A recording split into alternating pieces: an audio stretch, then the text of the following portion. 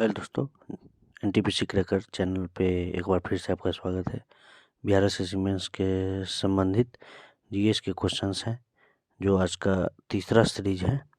तो देखेंगे क्वेश्चन क्या कर रहा है। पहला क्वेश्चन कर रहा है कि ध्वनि की चाल किस पर निर्भर करती है। तो ध्वनि की चाल बेसिकली माध्यम और उसके प्रकृति पर निर्भर करती है। और ध्वनि की चाल सबसे अधिक किस में होगी, तो सबसे अधिक ठोस में होगी, उसके बाद द्रव में और उसके बाद गैस में।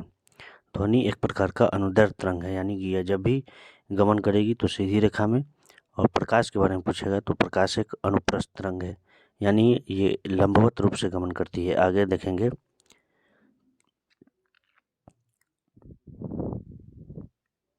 आगे कह रहा है कि जब भी ध्वनि की चाल को यानी कि तापमान जब भी माध्यम में बढ़ाएंगे तो ध्वनि की चाल ऑटोमेटिक बढ़ जाएगी। यानी 1 डिग्री सेल्सियस अगर टेम्परेचर बढ़ाते हैं तो उसके चाल में 0.61 मीटर पर सेकेंड बढ़ जाएगी।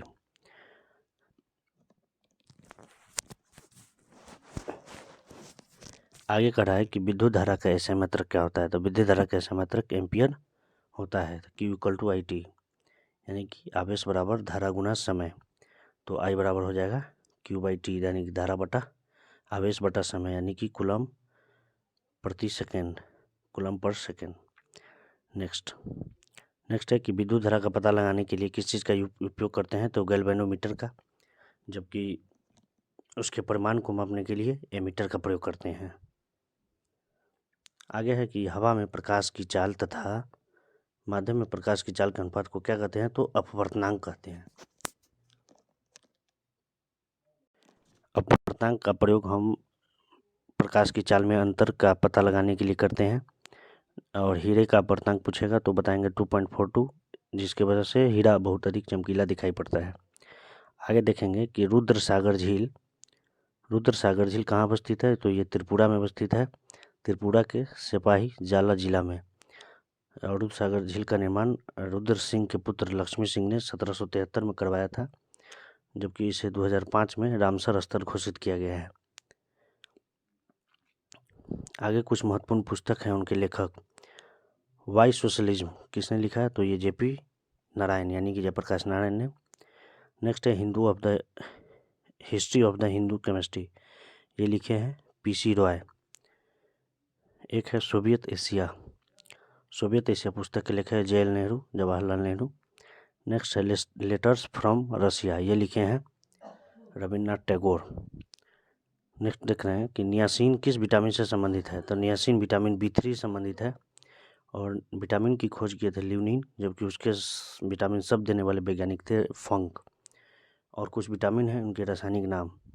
विटामिन A का रासायनिक नाम है रेटिनॉल, विटामिन B1 का थायमिन, विटामिन B2 का राइबोफ्लेविन, विटामिन C का एस्कॉर्बिक एसिड, और विटामिन D का है कैल्सीफेरॉल, जबकि विटामिन E का टेकोफेरॉल। नेक्स्ट है पुराणों का अध्ययन करने वाला प्रथम सुल्तान कौन था। तो ये अलबरूनी था, जो मोहम्मद गजनबी के साथ भारत आए थे 11वीं सदी में। और इनकी पुस्तक का नाम था किताबुल हिंद। और एक पुस्तक है चचनामा के लेखक है अली अहमद। इससे मोहम्मद बिन कासिम के सिंध विजय की जानकारी मिलती है। मोहम्मद बिन कासिम भारत पर आक्रमण 712 ईस्वी में किए थे, और इनके सेनापति का नाम था अल हज्जाज।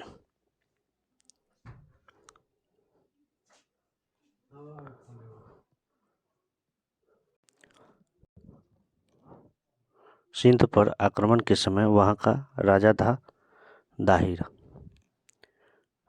नेक्स्ट है बोरेल वन्यजीव अभ्यारण्य कहाँ अवस्थित है। तो ये असम में अवस्थित है, असम में। और भारत का सबसे बड़ा बाघ अभ्यारण्य कहाँ है। तो नागार्जुन, आंध्र प्रदेश के श्रीशैलम में। कुल भारत में 106 राष्ट्रीय उद्यान हैं और 544 वन्यजीव अभ्यारण्य। नोंगर वाइलम अभ्यारण्य कहाँ है। तो मेघालय में, सुल्तानपुर हरियाणा में। चंद्रप्रभा वन्यजीव अभ्यारण्य उत्तर प्रदेश। कैमूर कहेगा वन्यजीव अभ्यारण्य बिहार। दालमा कहेगा तो झारखंड। कुंभलगढ़ कहेगा तो राजस्थान। कुंभलगढ़ जो महाराणा प्रताप की राजधानी था। नेक्स्ट है कि संविधान सभा के सदस्य की कुल संख्या कितनी थी, तो ये 389 थी। 389 को 3 पार्ट में डिवाइड किए हैं, 292, 93 और 4।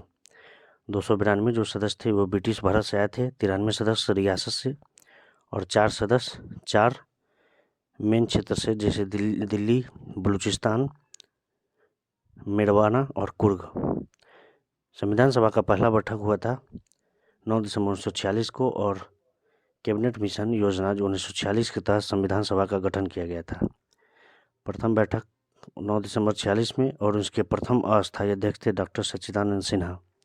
संविधान निर्माण में कुल 2 वर्ष 11 महीने 18 दिन लगे थे। नेक्स्ट कराए कुछ शहर हैं प्रमुख और वो किस नदी पर बसे हुए हैं उनके बारे में। तो न्यूयॉर्क के बारे में जानते ही हैं, हडसन नदी पर बसा हुआ है। लंदन टेम्स पर है, पेरिस सीन पर, लिवरपूल मर्सी, सिडनी डार्लिंग, मर्रे डार्लिंग, और एक है बेलग्रेड डेन्यूब। बेलग्रेड शहर किस नदी पर है, तो डेन्यूब। ठीक है, तो आज के लिए इतना ही।